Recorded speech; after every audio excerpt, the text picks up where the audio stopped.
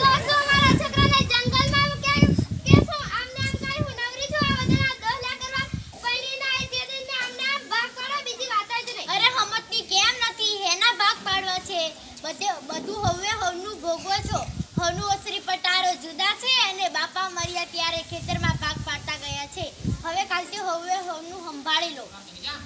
હા તમારી વાત હાવ હાસી છે પણ હામેનું ઢાળ્યું અને જૂનું મકાન ઈ કોના ભાગે? ઈ તારા ભાગે કારણ કે બા તારા ભેગા રહેશે ને. ના હા ભાઈ અમારે ખરડું વરડું નથી જતું તમે ખરડું અને બા બેઓને રાખો. પણ તો પછી બાના ભાગ કેમ પાડવા? અલા રામજી કાના શું કરો છો છોકરાઓ? આવો આવો લાખા કાકા. આવો આવો સરપંચ સાહેબ. આવો આવો લાખા કાકા. શેના ભાગ નીચે વાત ચાલે છે? જી કાઈ નથી કાકા વાત એમ છે આજે અમે બે ભાઈઓ જુદા થઈએ છીએ. બધાના ભાગ પડી ગયા પણ એક મારી બાના ભાગ કેમ પાડવા? હા હું સમજી ગયો. આ તમે ડોસીના ભાગ પાડવાની વાત કરો છો ને? હા, એમ જ સમજી લો ને. તો બાને કાના તું રાખ ને આમે તું નાનો છે. ના હા કાકા તો અમારી એકલાની બા છે આ તો કઈ બોલે ને એટલે લા ભમને વળગાવે છે કા. ના હો બેટા આ લપ નથી દીકરા બા છે બા બાઈ જનિતા છે જનિતા. જને તો હોય કે ફને તો મારાથી ના કહાય. પછી તું મોટા સમજ ને. કાકા હું પઠણ થઈને હાવ કહું બહુમાં જરા ભળે નહીં અને મારી માનો છોપાઈ એવો થઈ ગયો છે કે પૂછે ને જવાબ દેતા કંટાળો આવે. દીકરા તું નાનો હતો તને રમાડતી તું મને પૂછતો બાબા આ શું છે અને હું એનો જવાબ દેતી દીકરા એ ચકલી છે. બાબા એ શું બોલે છે? દીકરા એ ચીચી બોલે છે. એ ચીચી કેમ બોલે છે?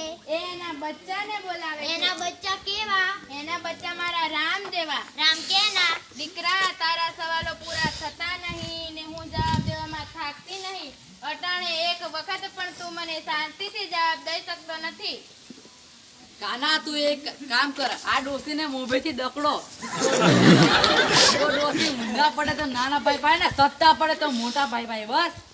બાપા બાપા જો બાળા પડશે તો એ તો વાત તારી સાથે અમે લઈ જઈશું હો.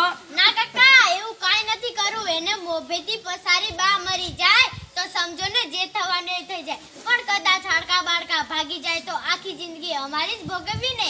ઈ રહેવા દો બીજો કોઈ રસ્તો બતાવો.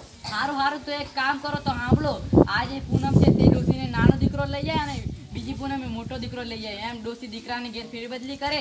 આવી રીતે તમારે બે ભાઈને મહિનો આસવાની રોટલા પાણી દેવાના. તમારી પાસે આટલું તો કરો. ઈ બરોબર વાત. બરાબર ને છોકરાઓ? હા એ ઠીક છે. હાલો. તો કરો લાખા કાકા ચા પાણી કરતા જાઓ.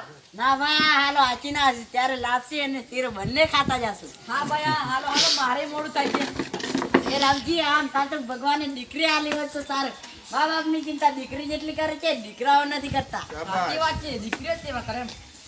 જો બા બધાની સરમે હા પાડી છે જ્યારે તમે મૂંગા રહેજો. હા બેટા હાલો હાલો અમારા ઘરે ચાલો અમારા ઘરે. હારું કાના લઈ જા તારા ઘરે મહિનો પૂરો થાય મોકલી દેજે મારા ઘરે. જો બા તમારું ફોટો દીકરી લાઈ થઈને રહેજે બેટા. જનેતાએ જન્મ રે દીધો પાળી પોસીને તને મોટો રે કર્યો પરણ્યા પછી માતા તમે નખતું નથી. આ છે માતાની વેદના આ છે માતાની વેદના. જય શ્રી સ્વામિનારાયણ. વાલા મિત્ર હયાતીમાં જો મા બાપને નહીં ઓળખો તો પછી ક્યારે ઓળખીશું? અરે હયાત માતા પિતાની છત્રછાયામાં બાળકના બે વણ બોલીને નિરખી લેજો.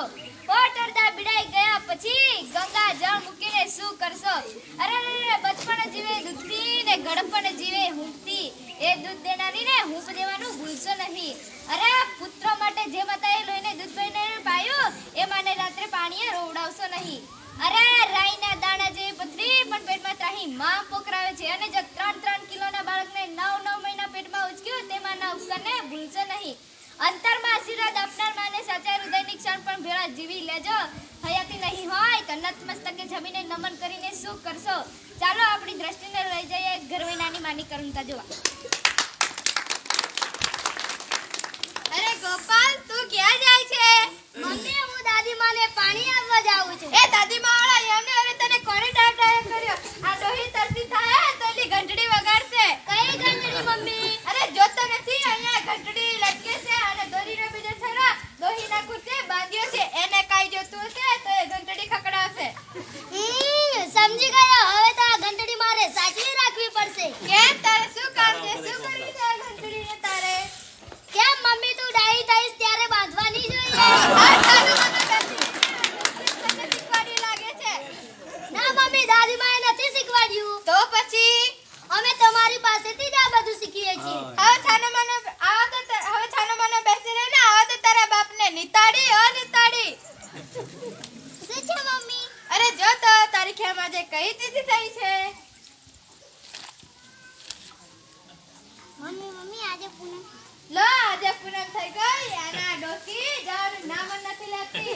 માજી ઓ માજી બોલ બહુ બેટા. અરે કહું છું સાંભળો છો? આજે પૂનમ થઈ ગઈ. ઓલે ઘરે જવાનું નથી? જાઉં છું. મમ્મી આજનો દિવસ લઈને દાદીમા અહીંયા રે. હવે મુંગરા 1 મહિના આમરે 12 મહિના જેવડા લાગ્યો છે. દાદીમા હાલો હું તમને મૂકી જાઉં. અરે ગોપાલ જા દે ને નહીં પડી જાય દાદીમાં.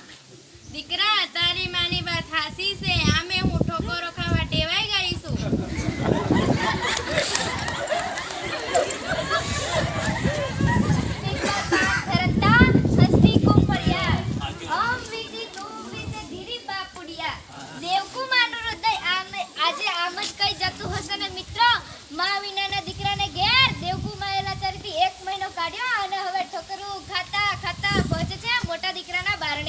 ઘરે કેમ કોઈ દેખાતું નથી?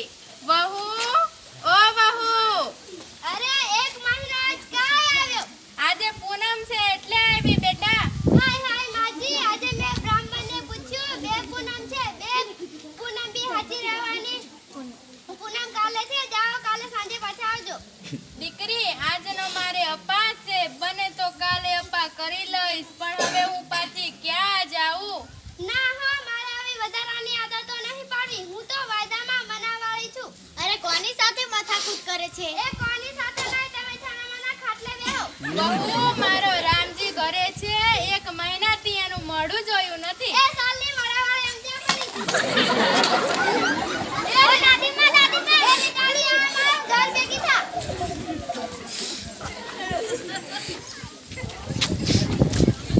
અરે દેવકુમાં કેમ રાડા છો? કઈ એવા સમાચાર આવ્યા છે કે શું? મોલી, આ ડોસીતા રસ્તા વચ્ચે બેઠા રડે છે. અરે ભાઈઓ, દેવકુમાને શું થયું છે? કઈ દુઃખ છે? તમે કહો તો મને ખબર પડે ને. બાયું વાત જાણે એમ છે ને. મારા દીકરાઓએ મને રાખવાના વારા કર્યા છે. હાય માજી. આ સવારે નાની વહુ કે માજી આજે પૂનમ થઈ ગઈ, ઓલે ઘેર નથી જવાનું?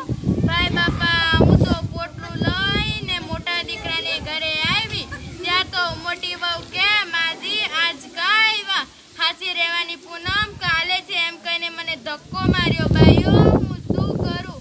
મારા પગ તો ધરતીમાં ચોંટી ગયા છે. ધરતી માગ દે તો સમાઈ જાઉં. બાઈઓ હું શું કરું? સાના રબા સાના. બાઈઓ દુઃખ તમને ઈ વાતનું છે ને. પારકી જણી વહુનો મને ધોકો છે પણ પેટ જણ્યો દીકરો પણ ખાટલે બેઠો છે. એ એટલુંય ના બોલ્યો ભલે ને બા આવ્યા, એટલુંય ના બોલ્યો એનું મને દુઃખ છે. બાઈઓ હું શું કરું? ચિંતા ના કરો બા. હાલો બા, ઊભા થાઓ. પકડજો જા. સાંભળો બાઈઓ, મારો મોટો દીકરો વરદીનો હતો. આખા શરીરે ઓરી નીકળ્યા, આંખોમાં પણ ઓરી નીકળ્યા. બધાય કે તારા દીકરાની આંખો વહી જશે.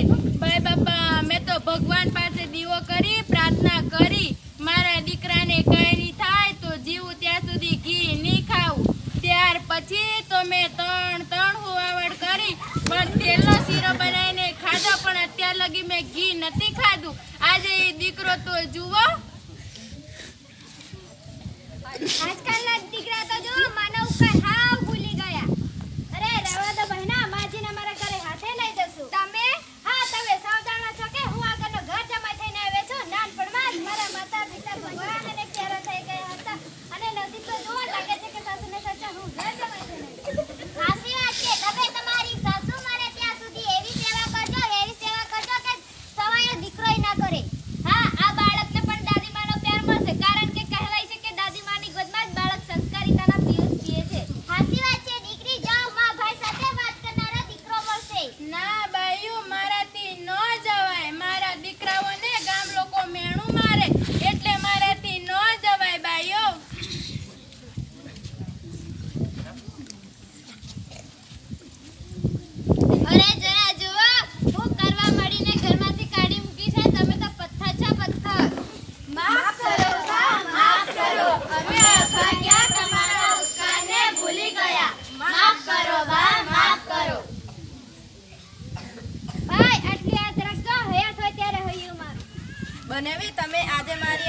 લિબાસ બનાવી આજ આપણે અને આ સંબંધને એક જ વાત યાદ રાખવાની છે. પાન ખરમાં વસંત આવે એવો વહેવાર રાખજો. પંચભૂતમાં પડી ગયા પછી આ દેહની અસ્થિને ગંગાજળમાં પધરાવીને શું કરશો?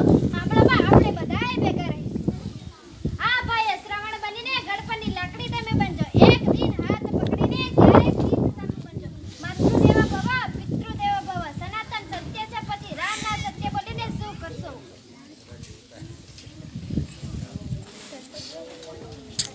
લે, જા.